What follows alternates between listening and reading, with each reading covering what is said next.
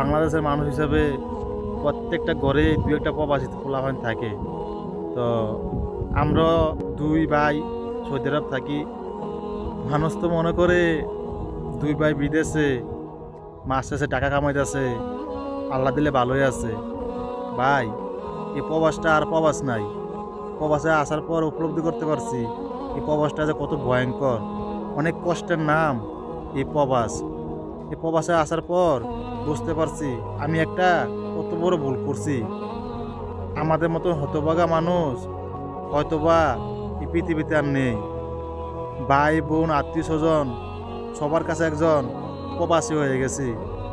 কি কাজ করি কি খাই এগুলা কেউ দেখে না, বাট আমি একজন প্রবাসী এটা সবাই জানে।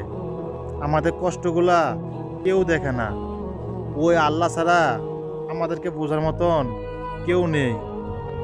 হ্যাঁ, যদি আপনি একজন প্রবাসী ভাই হয়ে থাকেন তাহলে অবশ্যই আমাদের এই কথাগুলো বুঝবেন। আমরা যে কতটা অসহায় হয়ে এই দেশে পড়ে আছি। পরিবার আত্মীয় স্বজন ভাই বোন সবাই মনে করে কি আমরা টাকার মেশিন হয়ে গেছি, টাকা কামাইতেছি, তাই ভাই বোনদের খোঁজখবর নেই না, আত্মীয় স্বজনের খোঁজখবর নেই না।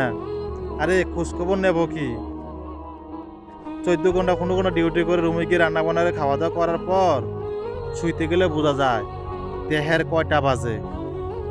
এগুলো কেউ বোঝে না, কেউ বোঝার চেষ্টাও করে না। আমরাও চাই পরিবারকে নিয়ে সুখে থাকার জন্য। আজকে পরিবারের জন্যই আমরা এই দূরপ্রবাসে এত কষ্ট করি, দিন শেষে আমরাই ঠকি।